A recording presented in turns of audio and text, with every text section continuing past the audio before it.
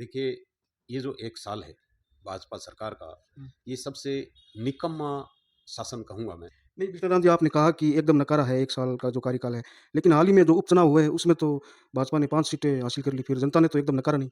अच्छा, इस उपचुनाव में जो आरएलपी के साथ गठबंधन होना चाहिए था वो हो नहीं पाया, तो क्या लगता है मतलब इससे कांग्रेस को नुकसान नहीं होगा? इस बात करो। जनता बहुत खुश है कि विष्णुराम जी तरह-तरह के मुद्दे चाहे हॉस्पिटल की बात करें, किसानों की बात करें, मुद्दे उठाती रहती है। जनता खुश है, लेकिन जनता कहीं न कहीं ये भी कह रही है कि पीछे जब कांग्रेस की सरकार थी या कांग्रेस की सरकार होती है, तब विष्णुराम जी ये मुद्दे नहीं उठाते। अगर तब उठाते तो उनकी सरकार होती, उनकी सुनवाई भी होती। बातें करते हैं कि नोखा जो कांग्रेस है वो एक बटी हुई है, अतुल जी अलग है, विधायक जी अलग है, विष्णुराम जी विधायक जी के साथ है, लेकिन अतुल जी और विधायक जी अलग है, क्या ये सही है?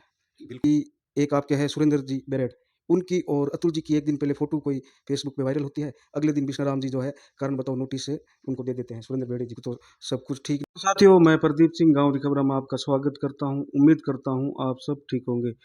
साथियों, राजस्थान सरकार को 1 साल हो गया है और हमारे साथ देहात जिला अध्यक्ष है विष्णुराम जी, जो कि काफ़ी चर्चा में रहते हैं। जो कोई भी मुद्दा हो, ये जो है हमेशा आगे मिलते हैं। आज हम इनसे बातचीत करेंगे और इनसे सवाल करेंगे, जो कुछ जनता के भी सवाल हैं, वो सवाल मैं इनके पास लेके आया हूँ। तो बातचीत शुरू करते हैं। विष्णुराम जी, सबसे पहले तो बहुत-बहुत स्वागत है आपका। धन्यवाद। विष्णुराम जी, 1 साल हो गया है भाजपा सरकार को, तो इस 1 साल के कार्यकाल को आप किस तरह से देखते हो?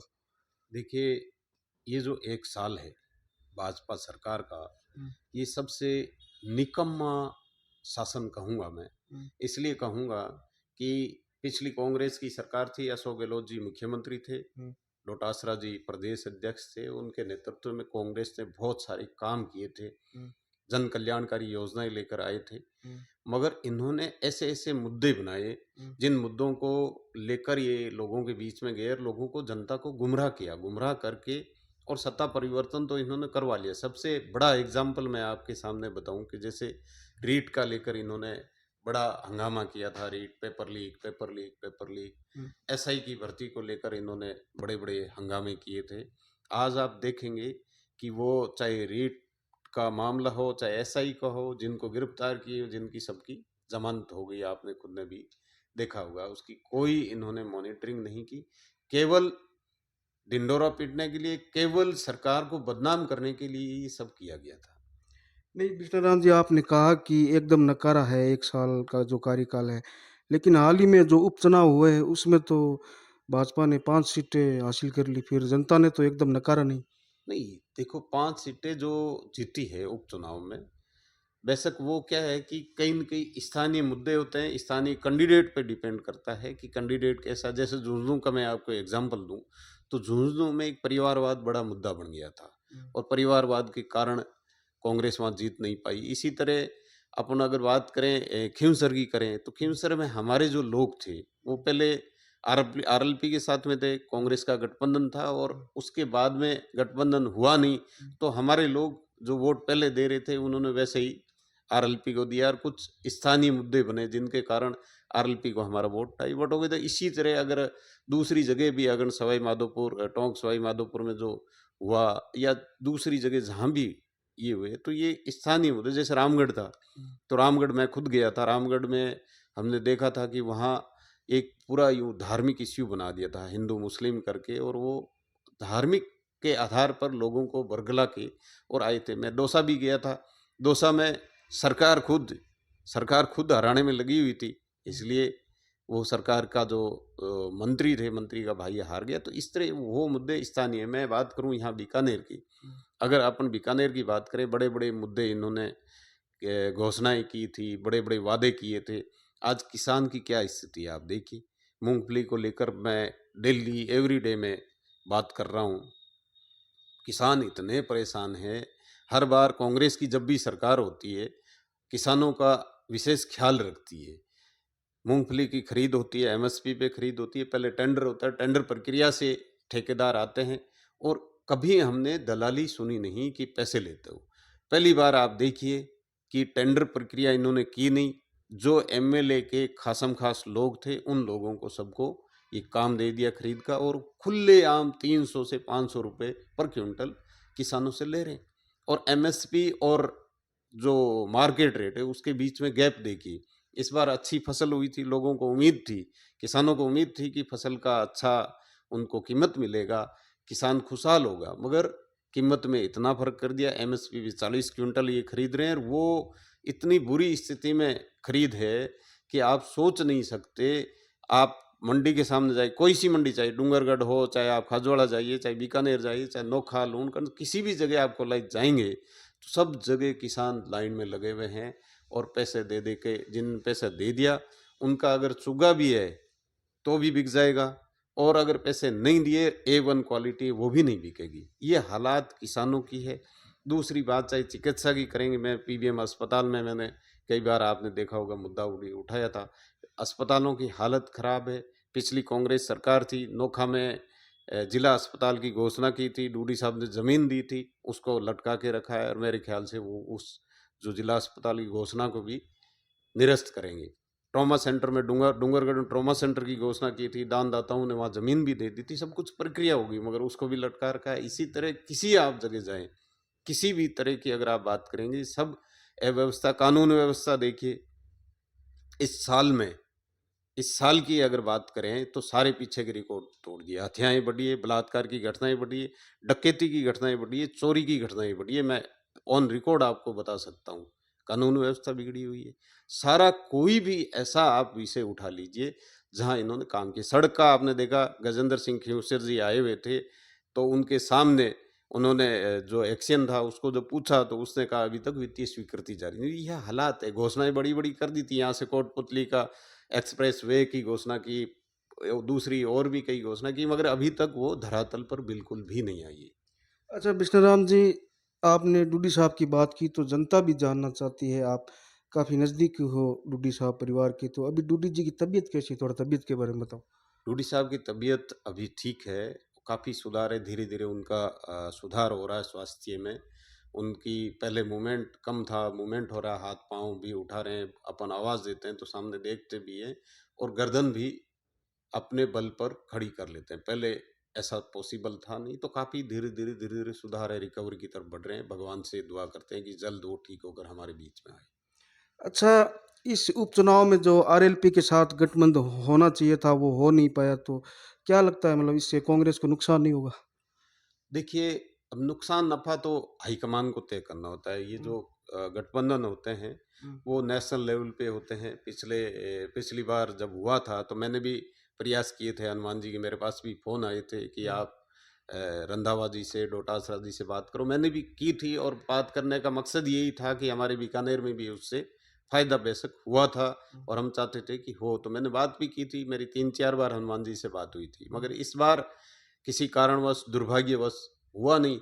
नहीं हुआ तो नुकसान दोनों तरफ ही हुआ। ऐसा नहीं है कि कांग्रेस को, आरएलपी को भी नुकसान हुआ। ठीक है, अब सबकी अपनी-अपनी आइडियोलॉजी है, अपने-अपने हिसाब से गठबंधन करते हैं। नहीं फिर भी अगर आप आपकी बात करते हैं, आप क्या चाहते हो कि गठबंधन होना चाहिए कि नहीं होना चाहिए? देखिए, मेरे कहने से तो ना तो गठबंधन होता और ना टूटता।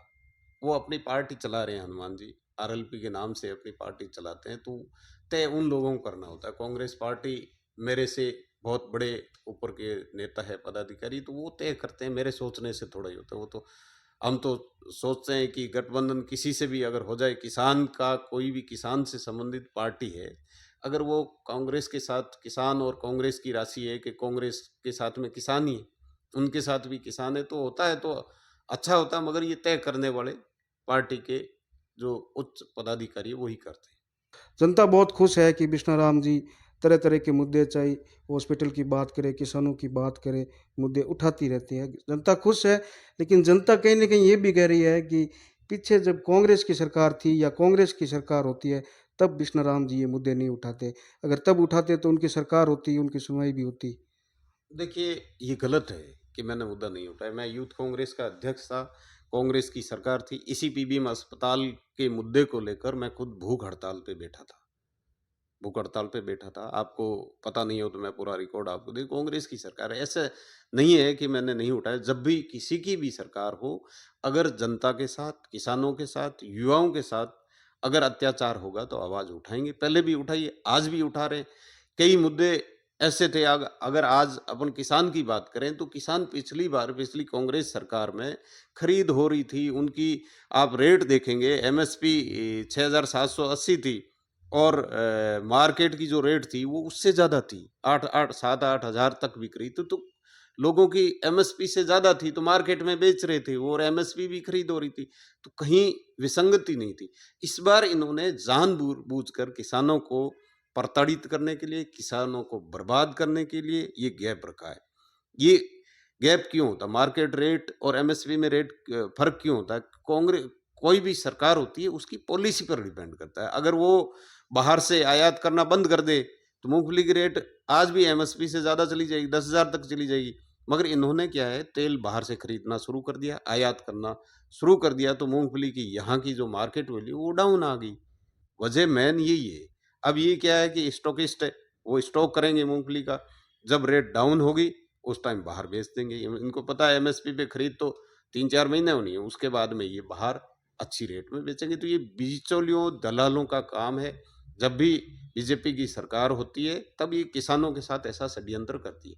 तो ऐसे मुद्दे थे, ऐसे मुद्दे मैं अगर होता तो 100% उठाता, चाहे सरकार किसी की हो।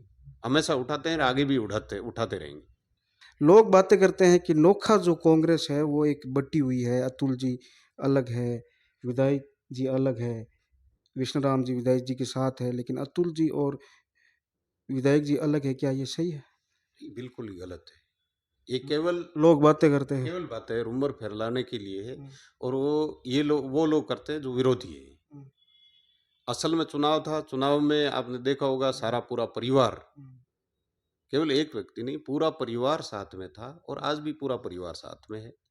डूडी साहब की हमेशा एक रणनीति रही है। आपने अगर देखा होगा, डूडी साहब के परिवार में हमेशा राजनीति एक व्यक्ति ही करता है। हम्म, डूडी साहब जब थे तब तक उनके परिवार से एक भी सदस्य पॉलिटिक्स में था नहीं, हम्म, और ना उन्होंने कभी इंटरेस्ट लिया, ना कभी ऐसा उन्होंने बनाने को तो प्रधान प्रमुख जिला अध्यक्ष परिवार से बना देते, हम्म, मगर कभी उनका इस परिवारवाद में कभी वो उसे नहीं, उन परिवारवाद के बिल्कुल खिलाफ थे।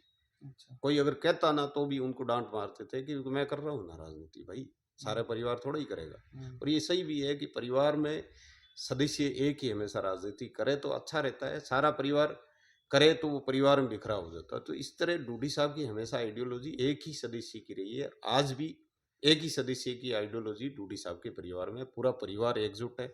चुनाव में एकजुट था, आज भी एकजुट है। और ये तरह तरह के रूमर लोग जो विरोधी लोग हैं वो फैलाते रहते हैं। कि एक आपके हैं सुरेंद्र जी बेरेड, उनकी और अतुल जी की एक दिन पहले फोटो कोई फेसबुक पे वायरल होती है, अगले दिन विष्णुराम जी जो है कारण बताओ नोटिस से उनको दे देते हैं सुरेंद्र बेड़े जी को। तो सब कुछ ठीक नहीं, ये सवाल वहाँ की जनता कर रही है, इसके बारे में भी क्या कहना चाहोगे?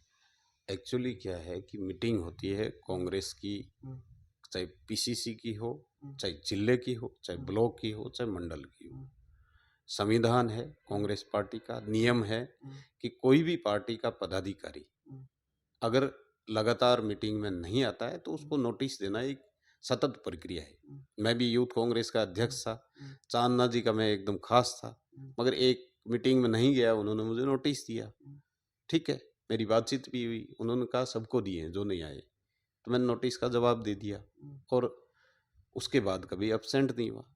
इसी तरह पीसीसी में तो डोटासरा जी प्रदेश अध्यक्ष है, जो भी नहीं आते हैं उनको नोटिस देते हैं। हम्म, 48 लोगों को हमने नोटिस दिया था, हम्म। सबको दिया था। अच्छा, वो किसी एक एक संयोग बन गया, मतलब वो एक दिन पहले नहीं, फोटो। फोटो का हाँ? कोई था ही नहीं, फोटो कोई इश्यू हो ही नहीं। 48 लोगों का मैं आपको लिस्ट दे दूं। अच्छा, जिस दिन मीटिंग हुई यहाँ, हम्म, उसके चौथे दिन, हम्म, तीसरे दिन या चौथे दिन सबको हम्म, नोटिस 48 लोगों को दिया था। जो लोग नहीं आ पाए हम्म, उनको सबको दिया और सबने जवाब दे दिया। हम्म, सुंदर बेरड़ जी ने भी जवाब दे दिया, इसमें कोई इश्यू था ही नहीं, मेरे को तो लगा नहीं। नहीं ये तो जैसे। केवल कोई फैलाने वाला चाहे जैसे फैला देते हैं उसमें। देखिए, बीजेपी का हमेशा प्रोपगेंडा रहा है, बीजेपी की हमेशा मानसिकता रही है हम्म, कि वो इस तरह के रूमर ज्यादा फैलाती है। हम्म, किसी आप किसी भी मुद्दे को उठा के देख लीजिए, हम्म, वो हमेशा इस तरह के डाइवर्ट करने के लिए, अपनी कमियों को छुपाने के लिए हमेशा इस तरह के मुद्दे। अब देखिए आप, संसद चल रही है, सोनिया गांधी का एक मुद्दा वो लेके आए, हम्म, सोर्सेस वाला वो। तो इस तरह से मुद्दे मतलब डाइवर्ट करने के लिए लोग बेरोजगारी पे बात नहीं करे, किसान पर बात नहीं करे, चिकित्सा पर बात, मूलभूत आवश्यकता की बात नहीं करे। इसलिए ऐसे रूमर फैलाने के लिए बीजेपी के लोग करते हैं, बाकी ऐसी कोई है नहीं हमारा। तो हमारे साथ थे बिश्नाराम जी स्याग, जिन्होंने बेबाकी से बातें की और सरकार का जो 1 साल है, इन्होंने बताया कि कुछ सरकार ने किया नहीं, खाली इधर-उधर की बातें हुई है। तो इस वीडियो को ज़्यादा से ज़्यादा शेयर कर देना। सबका बहुत-बहुत धन्यवाद। जय हिंद, जय भारत।